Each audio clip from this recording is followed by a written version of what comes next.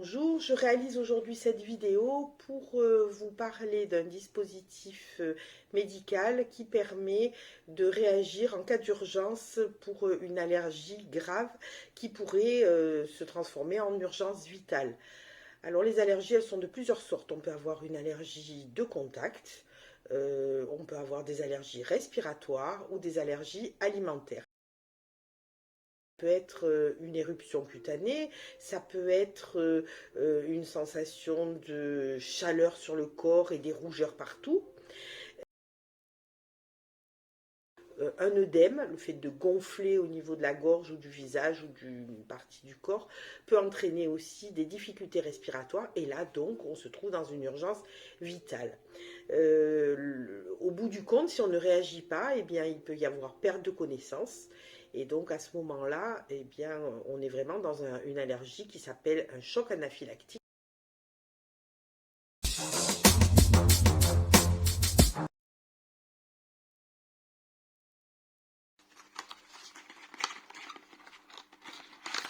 Deux stylos auto-injectables. Pourquoi deux? Un pour l'utiliser, le deuxième si le premier n'a pas fonctionné, ou bien s'il faut injecter une deuxième dose. Là, je vais vous faire l'expérimentation avec du matériel qui est périmé, donc c'est pour ça que je me permets de l'utiliser.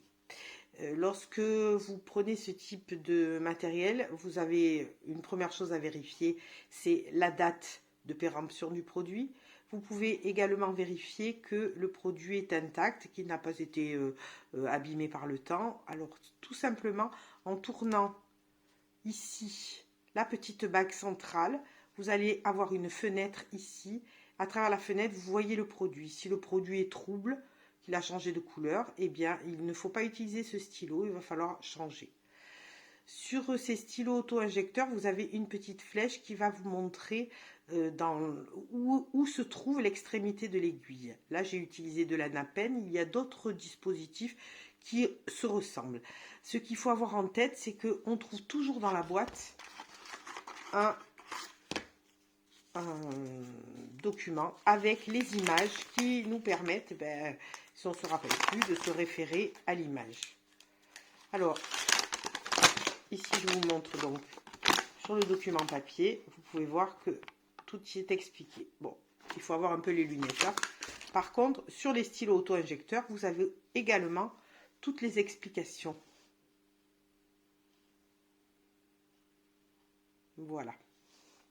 Alors, ce qu'il est important de comprendre, c'est que lorsque vous avez un élève qui vous dit faire une allergie ou que vous avez l'impression que c'est une allergie, tant que cet élève n'est pas en difficulté respiratoire ou perte de connaissance, vous avez quelques minutes pour réagir. Donc pendant ce temps-là, ce qu'il faut faire, c'est appeler le 15, prévenir également la direction de l'établissement qu'il se passe quelque chose de grave à l'endroit où vous vous trouvez. Et au 15, vous décrivez la situation. Et ce sont eux qui vont pouvoir vous guider et vous dire quoi faire. Et s'ils vous disent d'injecter ce type de médicaments, donc ici c'est de la napène, ça peut aussi s'appeler Emrad par exemple, il y a d'autres noms pour le même produit, eh bien vous aurez vu comment il fallait faire. Maintenant, il peut arriver que la situation soit plus grave. Donc, je parlais tout à l'heure d'urgence vitale. Si on est déjà en perte de connaissance, on va appeler le 15, mais on n'attendra pas d'avoir quelqu'un au bout du fil pour injecter. On injectera sans attendre et on continuera de suivre leurs consignes ensuite.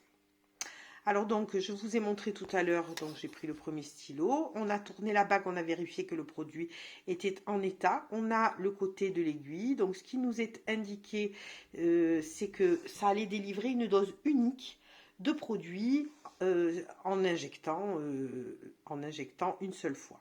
Donc il est indiqué d'enlever le bouchon noir, donc ce bouchon noir ici va libérer l'aiguille. Donc l'aiguille, on peut la distinguer à travers le dispositif. Vous voyez qu'on ne peut pas se piquer puisque il y a en fait la limite du plastique nous empêche de nous piquer. L'injection, elle va être déclenchée par le petit bouton qui se trouve ici à l'autre extrémité. Alors, si vous devez injecter ce produit, il s'injecte sur une partie précise du corps.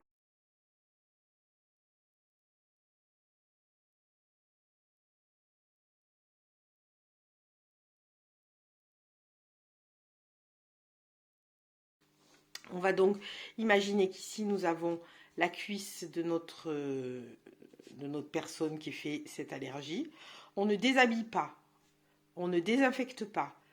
On va injecter. Là, nous sommes dans l'urgence. S'il devait y avoir une infection au point d'injection, ça n'est pas grave, elle sera soignée ultérieurement. Donc, on a bien compris que l'aiguille était ici. Elle nous est indiquée par la flèche noire que l'on voit sur l'extrémité du tube. Il va falloir appuyer ici. Donc, pour cela, on va mettre sur la cuisse, dans cette position perpendiculaire, protecteur. Et on va donc maintenant pouvoir appuyer ici pour déclencher l'injection. On a entendu le déclic, c'est le signe que l'aiguille est sortie du dispositif, est rentrée dans la peau et a donc délivré le produit. Il faut absolument rester en place pendant au moins 10 secondes. C'est la durée nécessaire pour que le produit traverse la peau et se diffuse à l'intérieur du corps. Une fois les 10 secondes passées, on retire le dispositif. Vous voyez que là, l'aiguille est sortie. Elle pénètre d'environ 1 cm, donc c'est une toute petite injection. Et une fois cette injection réalisée, on va venir masser la cuisse pour faire diffuser le produit plus rapidement. Il est très important de rester en place les 10 secondes pour pas que le produit sorte à l'extérieur.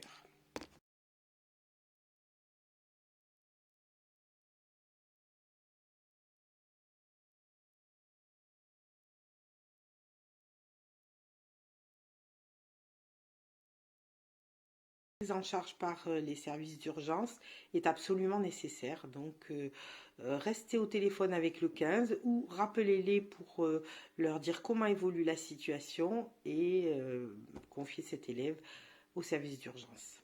Merci de votre écoute. Je reste à votre disposition à l'infirmerie pour toute question complémentaire ou toute démonstration si nécessaire.